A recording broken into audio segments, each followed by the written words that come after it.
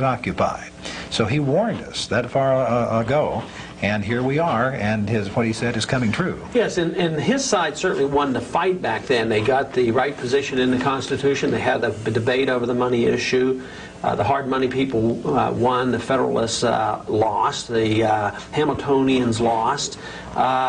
But then subsequently it's been downhill, and certainly in this century. It never happens at one time. You know, it isn't all or nothing. They keep chipping away, yes. Even though we got our central bank in 1913, it wasn't the total destruction of the system. It literally took from 1913 to 1971 to open up the floodgates. But it was in 71 that the last linkage to gold occurred. Of course, in the 60s there was still some linkage to silver.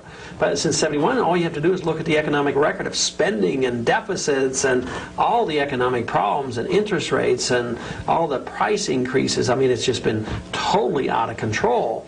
And then even in 1980, there was another law that increased tremendously the power of the Federal Reserve. And the savings loans. Yeah, the most significant increase in power to the Federal Reserve System occurred since 1913 was in 1980, further enhancing and getting more power into the Federal Reserve. This was a time when they introduced this idea that we could use anything, or the Federal Reserve could use anything as an asset to collateralize our Federal Reserve note. See, in the old days, you'd have gold and silver as collateral to issue a note, which isn't too bad. You know, it's collateral, and it would restrict the monetary authorities, and it would be a certificate. You know, it would be a guaranteed certificate. But it was then that they changed it to say that you could use any asset, even a foreign bond. So it's true now that you can use, and they have, used foreign bonds. They put them in the Federal Reserve, and that's the backing. That's the collateral for our Federal Reserve note. That's how strong our currency is. You wonder how the currency works. It doesn't deserve to work. And someday the people are going to wake up and realize the money's worthless, and that's when you're going to have runaway inflation. Today we just have gradual, steady inflation, depreciation of the money, causing a lot of harm and suffering. But one day the country's going to wake up, and there's going to be a catastrophe. I want to focus on the Federal Reserve itself for a moment, in that I wonder, you know, what percentage of the people know that the Federal Reserve is not really a part of the government, a privately owned corporation, and who owns that, you know, the Federal Reserve? Well, do you have a comment on that? Well, I think very few people understand how it works because the members of Congress weren't really very much aware of it. But I think it's a little bit worse than just saying it's private. You know, if it were just private, they'd have to live within the laws of the land of fraud, and they would have to be a public corporation. And, you know, if there's a public corporation, you have a right to know what your corporation is doing if you own stock. And be audited. Here it's secret, but where do they get their power? Is it the power of the marketplace that creates this corporation? No, they, in addition to being very secretive, have their authorization, their creation from government. So the government creates them, and they create a special thing. So it's much worse than just being a private corporation. It is a very secretive, private, government-ordained corporation that has the power to counterfeit money. So it's very, very unique and much worse than just being private. It's the secrecy of it and the power that it gets through government legislation that makes it so evil. Now, you were the ranking Republican on the House Banking Committee for a while. On one of the subcommittees, but not on the entire committee. And do I understand correctly that members of Congress can't even go to the Fed meetings? That's right. I was very interested in the issue, and I was on 3 subcommittees, 2 being on coinage and domestic monetary policy subcommittee. But I could not go to a meeting. I couldn't get an audit. I couldn't even check the books. And they're the ones who create the money. Yet I felt like I was elected to be responsible to the people, and I would be inquisitive and looking into these things. Their attitude is, when you need to know, or when the people need to know, we'll tell you. They're in charge, and we're just on the outside looking in, rather than the people being in charge of the government, sending me or somebody else as their congressman to control the bureaucrats. But it's turned upside down. They have control, and they allow us to know what we want and what they think we should know. Now, what does the Federal Reserve System actually do? I have so many people say, you know, I see this and the Federal Reserve, I don't know what the Federal Reserve Bank does, and why is it so significant? Well, it does several things. One of the benign things it does, and in some ways efficiently, and that is they exchange checks. You know, they're an exchange bureau, but that could be done very easily privately. The real evil that they do is they create money and credit. if the federal government runs up a debt, and they tend to have a habit of doing this, you know, and Congress is, you know, run by Republicans and Democrats, so they all spend money, they run up the debt. Of course, they when they spend, they have to tax us.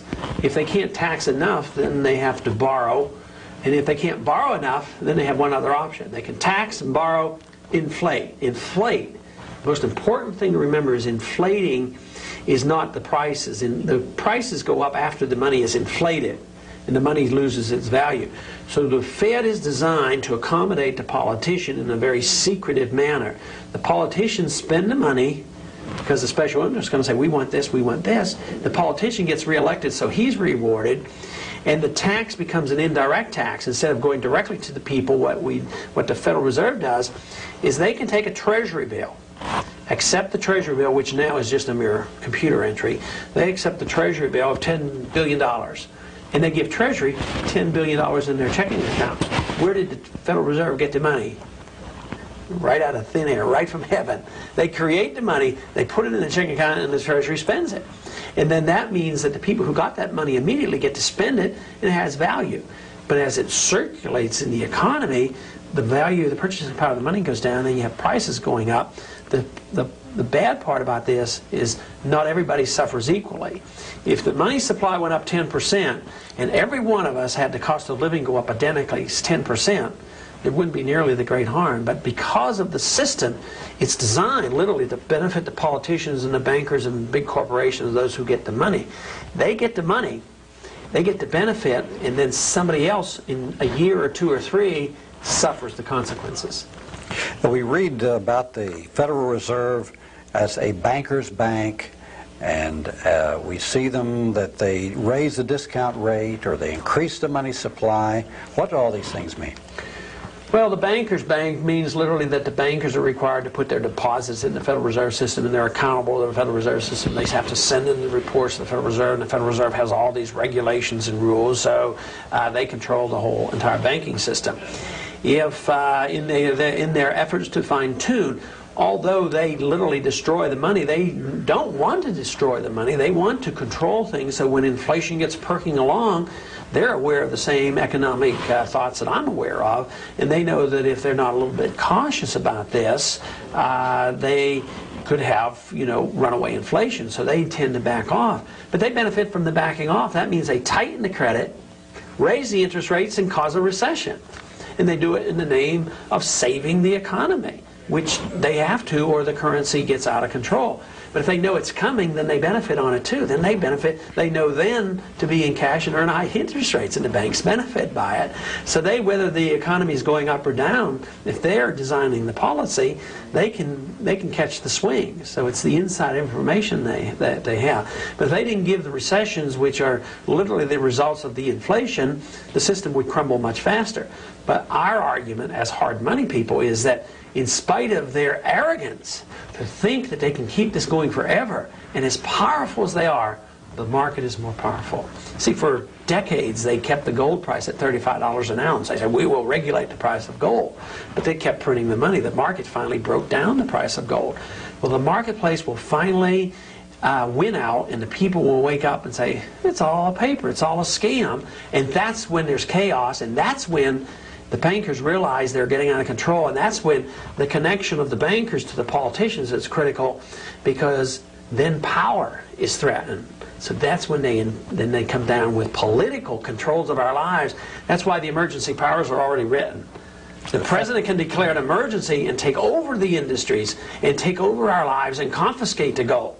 And that's why we should be concerned. We should be concerned for, our prosperity, our standard of living and all. But our greatest concern ought to be that when these crises come in, the market disrupts this political system and this monetary system, then we're threatened by political power taking away more of our personal liberties. Are this the FEMA regulations that you're talking about, the program? Yes, it's done under the FEMA, the emergency powers, and it came up even in the Contra hearings that there were emergency powers written. As a matter of fact, that great hero Oliver North was participating in deciding some of these to literally, if necessary, suspend the Constitution. Mm-hmm. These are the kind of things they're talking about. I don't know if you recall when concentration camps. Well, this was brought up in the FEMA, in the Iran-Contra hearings, remember? They immediately suppressed it, and they say, this is something we can't discuss in the National open. security, yes. The people aren't allowed to know about this. And that's why, who protected this information, who protected Oliver North? The head Democrat, which goes to show you the power structure is the same. John, you made a big study of the history of the Federal Reserve. How did it come about? Well, it's a murky story, and I think that maybe 1913 ought to be the year that went down in infamy in American history, because not only did we get just barely in 1913 the Federal Reserve, we also got the income tax in that very same year, and those two things have worked to our really been a very negative thing in our society and in our economy ever since that time. But it was a very secretive thing.